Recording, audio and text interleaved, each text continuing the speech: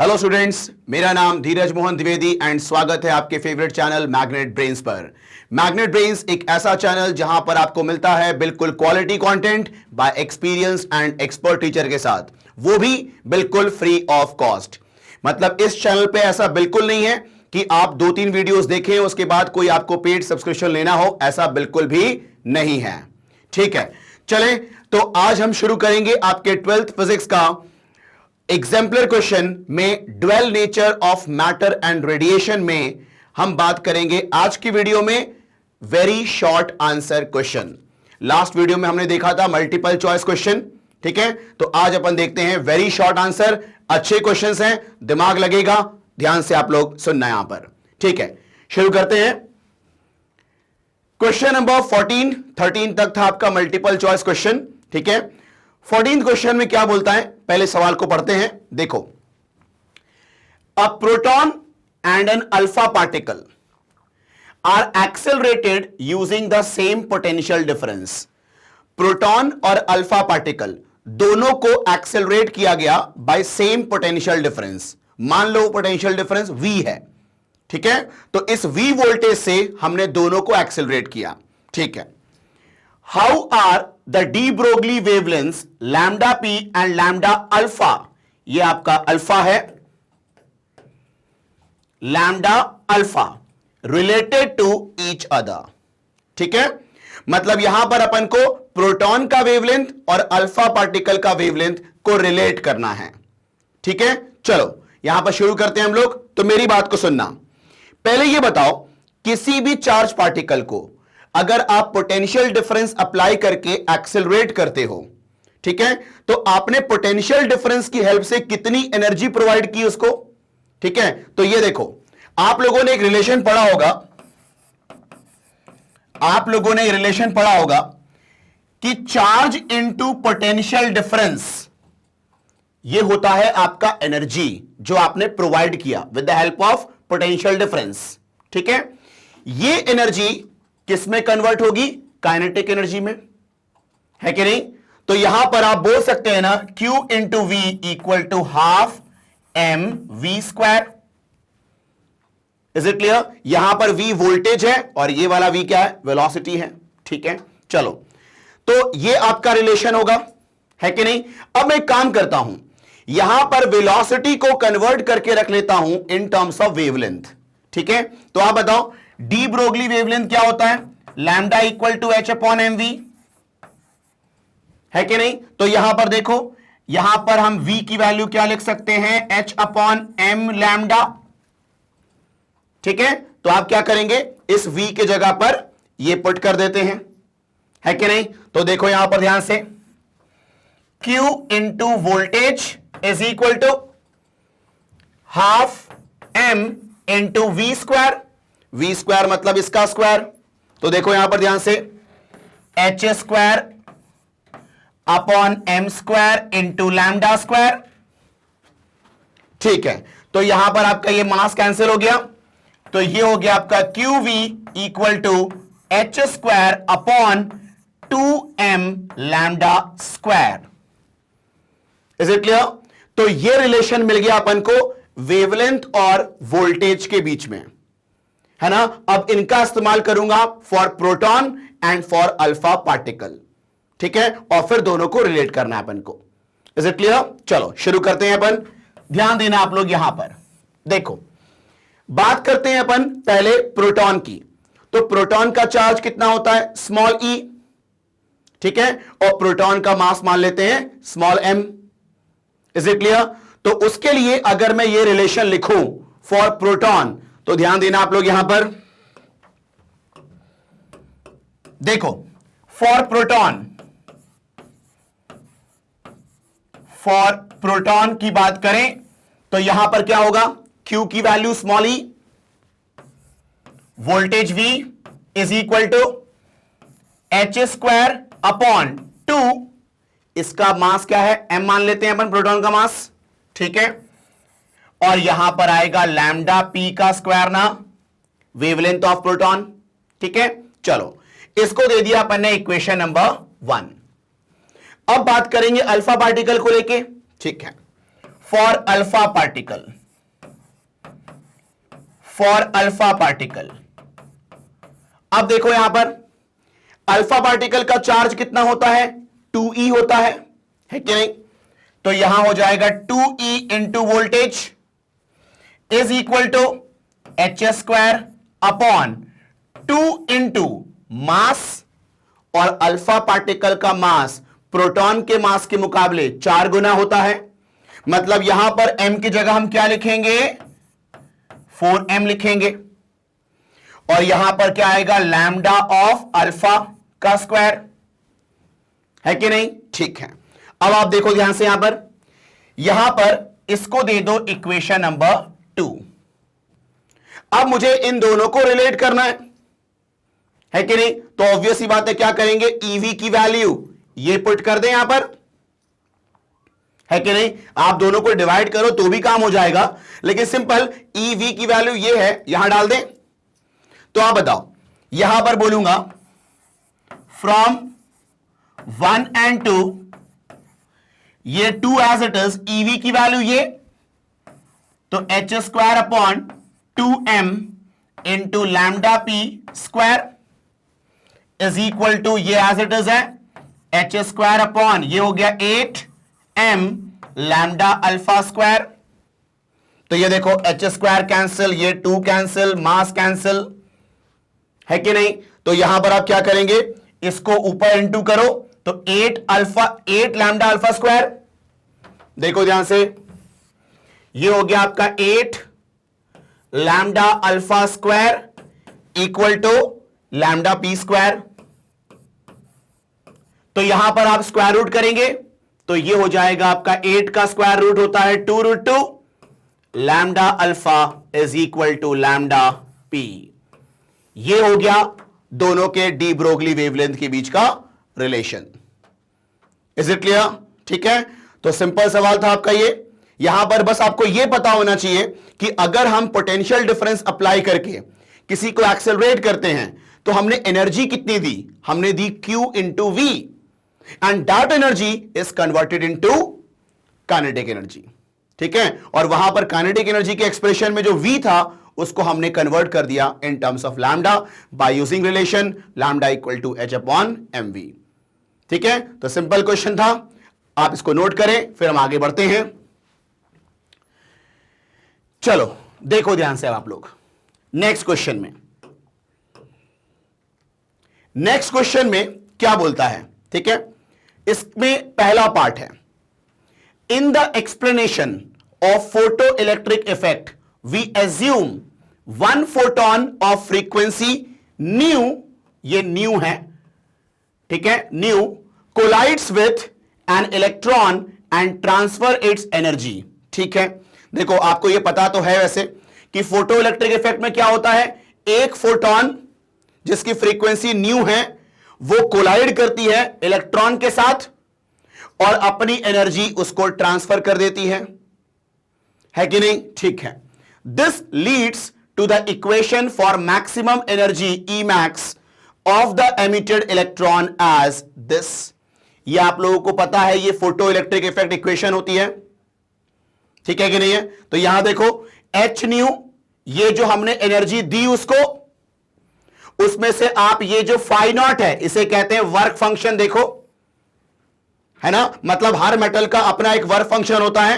Work function basically क्या होता है, minimum amount of energy required to eject electron to emit electron, है ना, मतलब कम से कम कितनी एनर्जी उसको चाहिए मेटल को ताकि वो अपना इलेक्ट्रॉन दे दे, है कि नहीं? ठीक है, तो यहां पर एच न्यू एनर्जी आपने दी और ये आपका वर्क फंक्शन था मेटल का, दोनों का जो डिफरेंस होगा that is equal to maximum kinetic energy ना। तो ये Emax क्या है, मैक्सिमम काइनेटिक एनर्जी है कि नहीं? तो ये आपका फोटो इलेक्ट्रिक इफेक्ट इक्वेशन है। ठीक है, यहां पर वही बोल रहा है, phi naught is work function of metal if an, अब सुनो कहानी क्या बोल रहा है वो, if an electron absorb 2 photons each of frequency nu, what will be the maximum energy for the emitted electron। ठीक है, मतलब वो ये बोल रहा है कि अगर एक फोटोन मतलब कोई इलेक्ट्रॉन अगर एक फोटोन को एब्जॉर्ब करता है कि नहीं, तो उसके लिए जो फोटो इलेक्ट्रिक इक्वेशन होगी वो ये होगी। मतलब उस केस में जो मैक्सिमम काइनेटिक एनर्जी होगा वो ये होगा।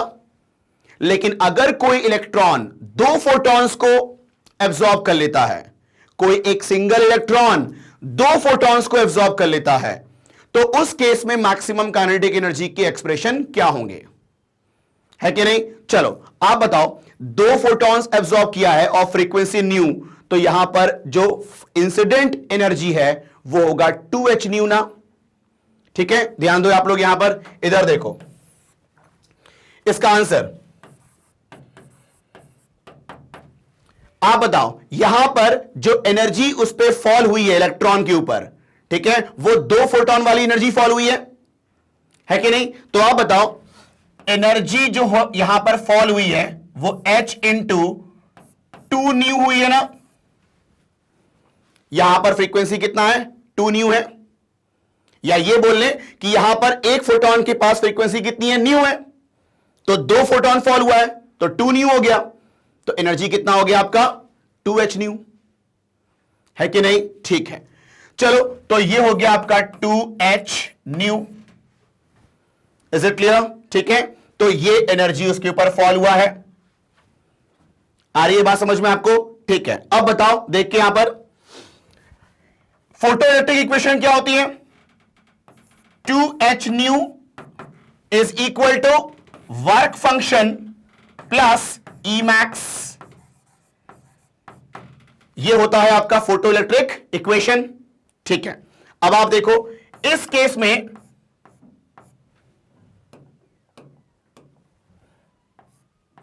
हां, इस केस में जो आपका ई मैक्स होगा वो कितना होगा,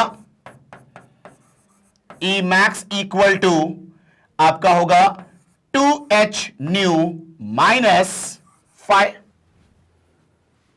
है कि नहीं। मतलब दो फोटोन एब्जॉर्ब करेगा तो आपका इंसिडेंट एनर्जी कितना होगा, 2h न्यू। ठीक है, तो अब जो आपका मैक्सिमम काइनेटिक एनर्जी होगा वो कितना होगा, 2h न्यू माइनस 5, है कि नहीं। तो ये हो गया आपका सिंपल सा जवाब। Is it clear. ठीक है, तो ये हो गया इस क्वेश्चन का आंसर। Is it clear. ठीक है, अब इसमें जो सेकेंड पार्ट है वो क्या बोल रहा है, सुनो ध्यान से, देखो। Why is this fact, two photon absorption, not taken into consideration in our discussion of the stopping potential? मतलब स्टॉपिंग पोटेंशियल के डिस्कशन में ये दो फोटोन एब्जॉर्प्शन का डिस्कशन क्यों नहीं काउंट किया गया।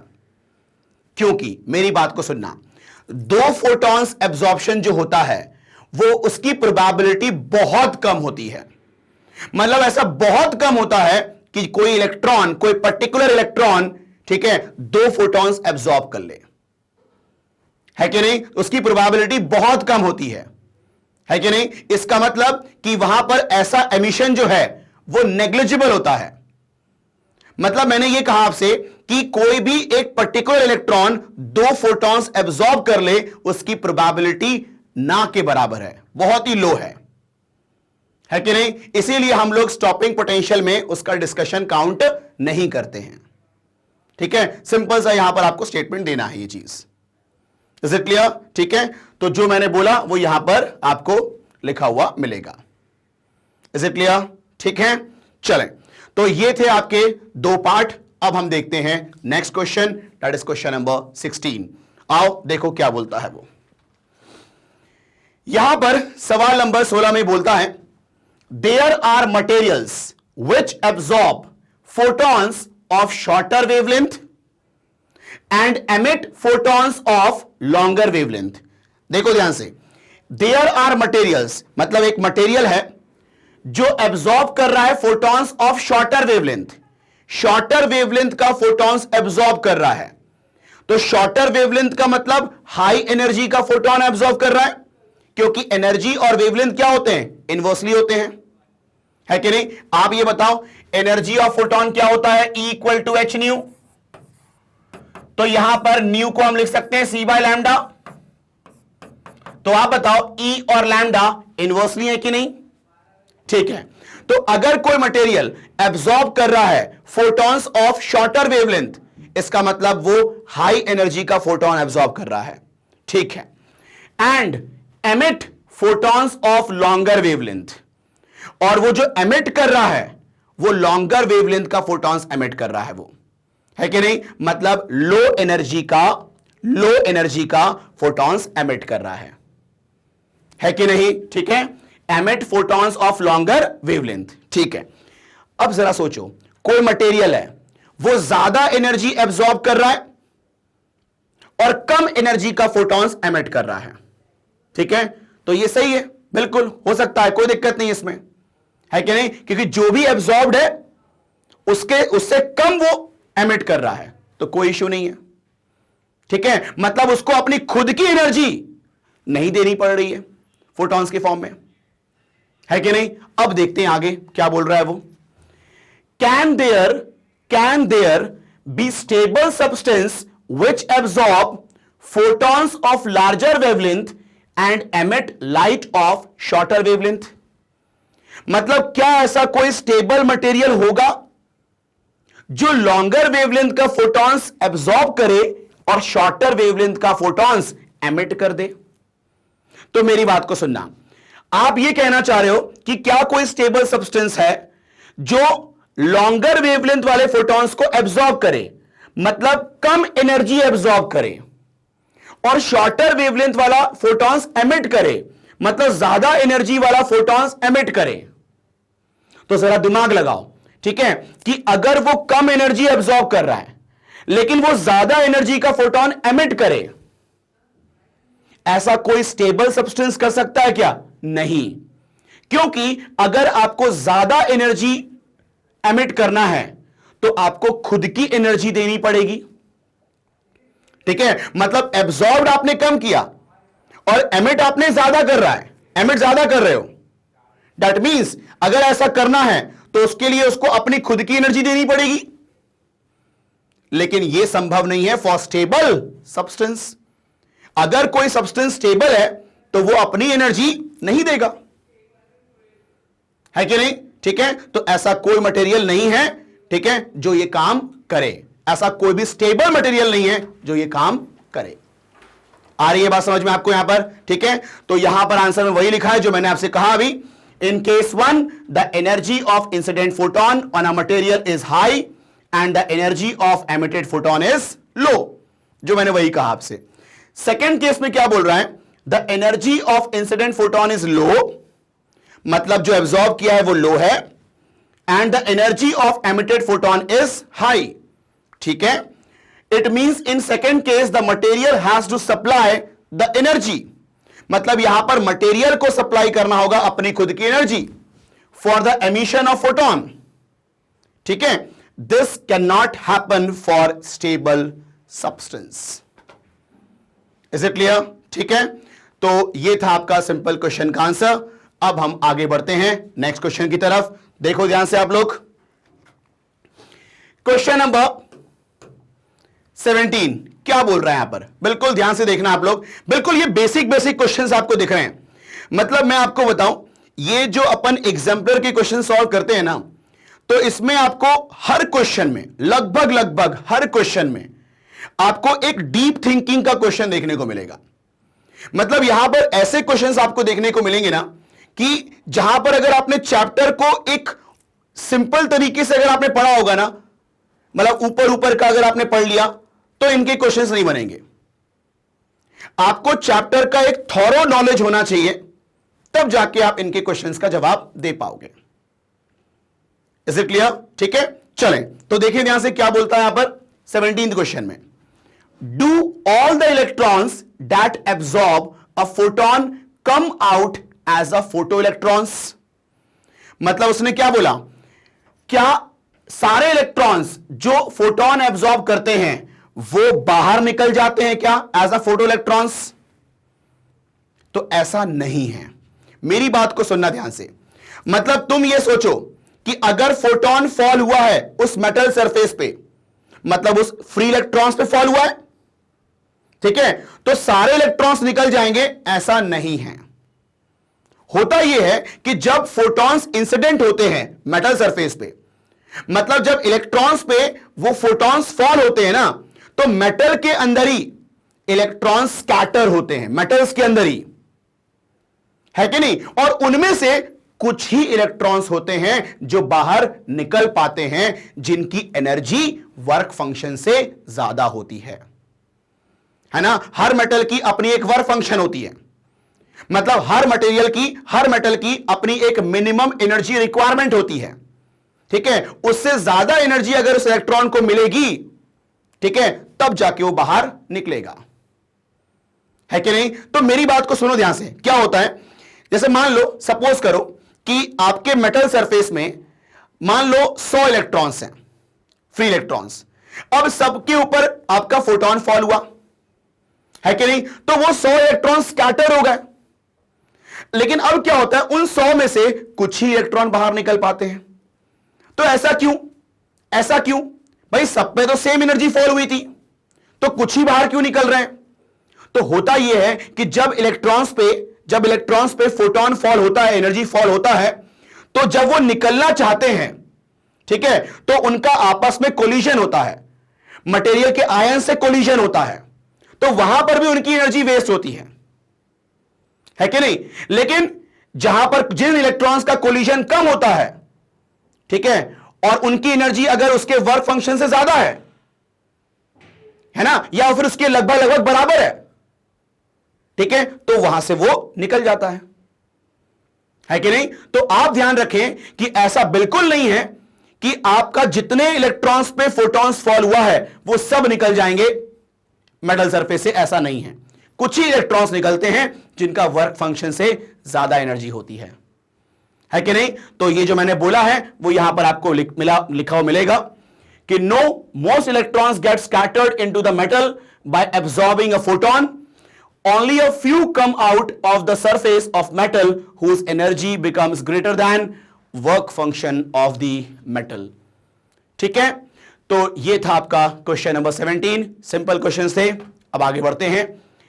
नाउ क्वेश्चन नंबर 18, बिल्कुल ध्यान से आप लोग देखना, लास्ट क्वेश्चन है ये आपके वेरी शॉर्ट आंसर का। अच्छा सवाल है, देखो ध्यान से। There are two sources of light, ठीक है, each emitting with a power of 100 watt, ठीक है, मतलब दो सोर्सेज हैं, दोनों सोर्सेज फोटोन एमिट करेंगे, ठीक है, by a power of 100 watt, मतलब दोनों का पावर सेम है, दैट इज 100 वॉट, ठीक है। One emit X-rays of wavelength 1 nanometer, एक एमिट कर रहा है एक्सरे को, ठीक है, जिसका वेवलेंथ है 1 nanometer, and the other visible light at 500 nanometer, और दूसरा सोर्स क्या एमिट कर रहा है? विजिबल लाइट, ठीक है। Find the ratio of number of photons of X-rays to the photons of visible light of the given wavelength, ठीक है। हमें यहां पर क्या निकालना है? Number of photons of X-rays और number of photons for visible light, इनका रेशियो निकालना है अपन को, है कि नहीं? ठीक है, चलो अब मेरी बात को सुनना ध्यान से। एक फॉर्मूला आपको पता होना चाहिए, यहां पर देखो ध्यान से, देखो, नंबर ऑफ फोटॉन्स एमिटेड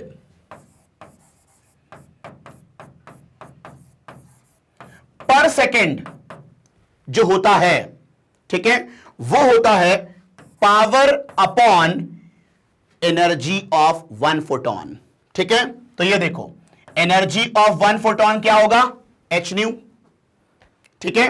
तो मेरी बात को सुनना ध्यान से, ये बताओ पावर का मतलब क्या होता है? एनर्जी पर सेकेंड, है कि नहीं? तो तुम बताओ, 1 सेकेंड में अगर मुझे नंबर ऑफ फोटॉन्स एमिटेड निकालना है, ठीक है, तो 1 सेकेंड वाले एनर्जी को डिवाइड करेंगे 1 फोटॉन की एनर्जी से, ठीक है। तो इनका जो रेशियो आएगा that is number of photons emitted पर सेकेंड आएगा, ये फॉर्मूला होता है कि नहीं? ठीक है। अब यहां पर अपन जो नंबर ऑफ फोटॉन्स की बात कर रहे हैं ना, वो पर सेकेंड की ही बात कर लेते हैं, ठीक है। भैया टाइम तो हम कुछ भी ले सकते हैं, यहां पर टाइम के बारे में तो कुछ पूछा नहीं है उसने, तो मैंने मान लिया कि यहां पर number of photons per second निकालना है अपन को, ठीक है, टाइम मैंने 1 सेकंड मान लिया, ठीक है। अब बताओ, मैं बात करूं एक्सरेज की बात करूं, तो यहां पर बताओ, मान लेते हैं नंबर ऑफ फोटॉन्स कितना है, n1 है, तो यहां लिख देता हूं पहले मैं, फॉर एक्सरे,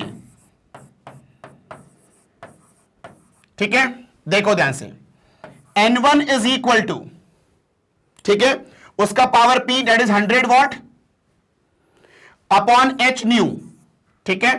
चलो, ये न्यू किसका होगा, आपका एक्सरे का होगा, तो मैंने इसको न्यू 1 बोल दिया, ठीक है। अब आप बताओ, देखो ध्यान से, for visible light, for visible light आपका मान लो नंबर ऑफ फोटॉन्स n2 है, इसका पावर भी 100 वॉट ही है कि नहीं, ठीक है, और अपॉन में h न्यू 2 है कि नहीं, ठीक है। मुझे इनका क्या निकालना है, रेशियो निकालना है। चलो आओ, देखो जरा इनका रेशियो देखो, ये देखो ध्यान से, आप बताओ, n1 upon n2 is equal to 100 upon h nu 1 upon 100 by h nu 2, ठीक है। तो ये आपका 100 कैंसिल, तो ये हो जाएगा आपका h nu 2 upon h nu 1, h cancel. अब देखो, न्यू 2 न्यू 1 ये फ्रीक्वेंसी होती है, लेकिन वो तो अपन को पता नहीं है, तो मैं न्यू को क्या लिखूंगा, मैं c बाय लैम्डा, तो ये होगा c बाय लैम्डा 2 और ये होगा आपका c बाय लैम्डा 1, तो ये आपका c भी कैंसिल हो गया, तो ये हो गया आपका लैम्डा 1 अपॉन लैम्डा 2, और लैम्डा 1 का मतलब किसका वेवलेंथ, एक्सरे का वेवलेंथ, वो था 1 नैनोमीटर, तो 1 नैनोमीटर, और लैम्डा 2 क्या था, विजिबल लाइट का वेवलेंथ, दैट इज 500 नैनोमीटर। देख लेते हैं, 500 नैनोमीटर, ठीक है। चलो अब देखो ध्यान से, ठीक है, नैनोमीटर दोनों में है तो रेशियो में फर्क नहीं पड़ता, तो इसलिए यूनिट कन्वर्ट करने की जरूरत नहीं है। तो ये हो जाएगा आपका ratio of number of photons for X-rays and visible light. Is it clear? तो ये थे आपके simple questions, very short answer के। आप इसको कॉपी कर लें। चलें, तो यहां पर अपना खत्म होता है very short answer question. And जैसा कि आपको पता है कि मैग्नेट ब्रेन्स, मैंने आपको बताया कि आपका ये फ्री ऑनलाइन एजुकेशन प्रोवाइड करता है from kindergarten to class 12th। बस आपको कुछ नहीं करना, जो भी आपको वीडियोस देखने हो, किसी भी क्लास की बात करें, किसी भी सब्जेक्ट की बात करें, आपको कुछ नहीं करना, आपको जाना है magnetbrains.com पे, वहां पर आपको अपना सब्जेक्ट डालना है, ठीक है, आपको अपना चैप्टर डालना है, फिर जो भी उसमें आपको टॉपिक्स पढ़ने हैं वो आपको डालना है। तो इतने फिल्ट्रेशन करने के बाद जब आप क्लिक करोगे तो आपको ऐसा वीडियो देखने को मिल जाएगा। एंड लास्ट में बस आपको यही कहूंगा कि एक बहुत ही अच्छा इनिशिएटिव लिया है मैग्नेट ब्रेन्स ने, एक हिंदी मीडियम चैनल शुरू किया है जिसमें अब सारे सब्जेक्ट्स के वीडियोस आपको मिलेंगे हिंदी मीडियम में। तो जो भी आपके फ्रेंड्स हो जो हिंदी मीडियम में हो, उनको आप बताएं इस चैनल के बारे में, इनको सब्सक्राइब करने के लिए आप लोग उनको कहें ताकि उनको इसका बेनिफिट मिल पाए। एंड लास्ट में बस आपसे यही कहूंगा कि अगर आपको ये वीडियो पसंद आया हो तो आप इसको लाइक करें, चैनल में अगर आप नए हो तो सब्सक्राइब करें, एंड अपने दोस्तों के साथ शेयर करें ताकि उनको भी इसका बेनिफिट मिल पाए। Thank you.